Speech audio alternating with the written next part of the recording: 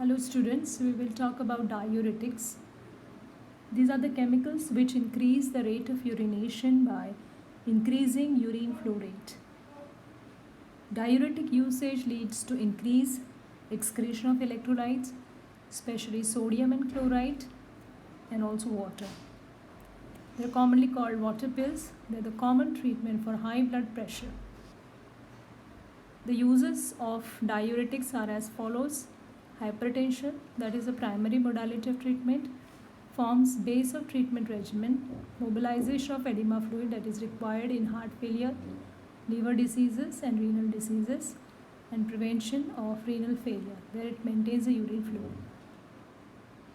As we see the structure of nephron, there are four sites which are primarily responsible for bulk of sodium and water reabsorption. So that site 1 is proximal convoluted tubule, site 2 is ascending limb of Lupofenley, third site is distal convoluted tubule, and the fourth site is cortical collecting duct. So the classification of diuretic is according to the site of action. First one is the drugs acting at PCT, that is proximal convoluted tubule. We have osmotic diuretics. The example is mannitol and urea. Second one is carbonic anhydrase inhibitors. The drugs are acetazolamide, methazolamide. Then third one is acidifying agents. The drugs like ammonium chloride. And in the others we have tea, coffee and theophylline. The second site is Lupofenley. So the loop diuretics like furosemide, torsemide, ethacryonic acid. The third site is distal convoluted tubule. Here we have thiazide diuretics like chlorothiazide, hydrochlorothiazide and chlorothalidone. And we have sulfonamides like indapamide, zipamide and mercurial agents like mercaptomerin. The fourth site is collecting duct. So here are two types of drugs, that is potassium sparing diuretics, aldosterone antagonists like spironolactone, and directly acting triamterene and amloride. Then there are ADH antagonist, that is antidiuretic hormone antagonists like demiclocycline and lithium salts.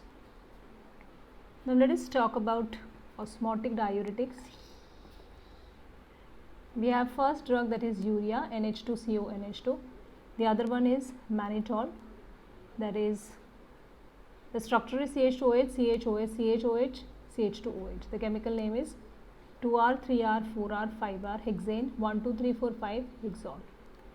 Now osmotic diuretic is a type of diuretic that inhibits reabsorption of water and sodium. They are pharmacologically inert substances given intravenously. They increase the osmolarity of the blood and renal filtrate.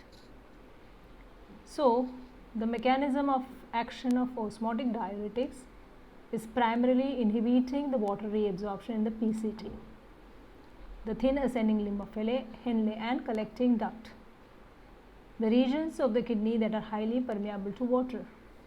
So in the presence of osmotic diuretic, reabsorption of water is reduced. Let us talk about the carbonic anhydrase inhibitors. Carbonic anhydrase inhibitor like acetazolamide, they are comparatively weak diuretics and mainly they are used for treatment of glaucoma. This class acts by decreasing sodium and bicarbonate reabsorption in the proximal tubule. The carbonic anhydrase inhibitor reduce the formation of hydrogen and bicarbonate ions from CO2 and water by inhibiting the proximal renal tubule. The enzyme responsible for this is carbonic anhydrase and thereby promoting the renal excretion of sodium, potassium, bicarbonate and water. So as we can see from the diagram, H2O plus CO2 gives H2CO3, H2CO3 breaks down into H plus and HCO3 minus ions. So no hydrogen and bicarbonate ions available for excretion. So there is a sodium and electrolytes excretion which is causing the diuretic effect. Then we have acidifying agents like ammonium chloride, used as mild diuretics, expectorant, and a weight reducing agent is used as a urine acidifying agent. The combination is used to control cough associated in cold and respiratory illnesses. When we talk about loop diuretics, the drug is furosemide. You can see the structure. You have furan ring, CH2NH. Then we have the benzene ring, para position to chloro COOH group. And then we have SO2NH2. Now this COOH is, now this is benzoic acid. This is furan, CH2NH. And this is para position to benzoic acid. So it is chloro, and this is sulfamoyl group. So the nomenclature is 4-chloro-2-furan, 2-YL-methyl amino 5-sulfamoyl benzoic acid.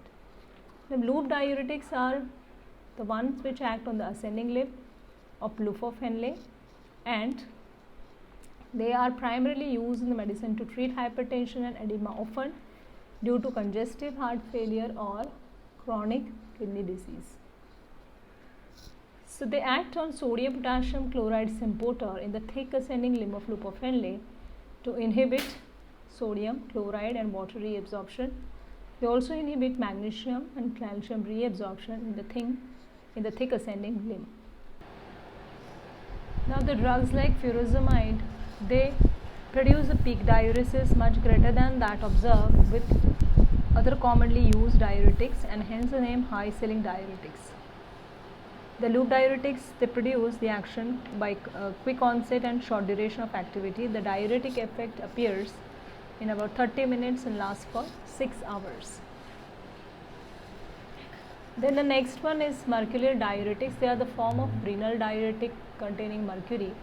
Although they were previously used widely, but now they have been replaced by safer ones like thiazide.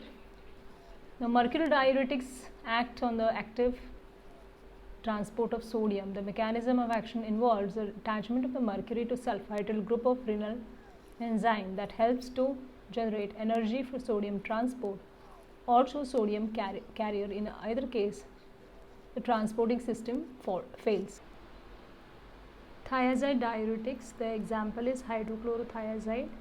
As we can see, this is 6-chloro, 1,1-dioxo, 3,5-dihydro, 2H, 2,4-benzothiazine, 7-sulfonamide.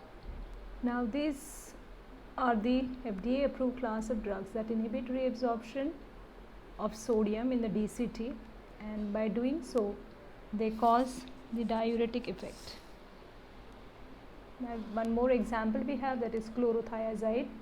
It is 6-chloro, 1,1-dioxo, 4H, 2,4-benzothiazine, 7-sulfonamide. Thiazide diuretics control hypertension by inhibiting the absorption of sodium and chloride ions from the DCT in the kidneys by blocking the sodium chloride symporter. They also increase the calcium reabsorption. When we talk about potassium sparing diuretics, these are the drugs which do not promote the secretion of potassium into urine. They are used as an adjunct therapy together with the other drugs in the treatment of hypertension and management of congestive heart failure. Potassium sparing diuretics are the competitive antagonist that either compete with aldosterone for intracellular cytoplasmic receptor site or directly block the sodium channels, say for example amloride. Now as we can see, the adrenal cortex secretes a potent mineralocorticoid called as aldosterone. Now this aldosterone causes salt and water retention and potassium and hydrogen excretion. Now the drug spironolactone, which is a potassium sparing diuretic, it binds to this mineralocorticoid receptor and completely inhibits the aldosterone binding to the receptor. This is the site where it is acting. Whereas the other drug like amloride and triamterene, they interfere with cationic exchange by blocking the luminal sodium channels. So this is ATP dependent sodium potassium pump. So by inhibiting this, they block the reabsorption of sodium ions and secretion of potassium ions. Thank you.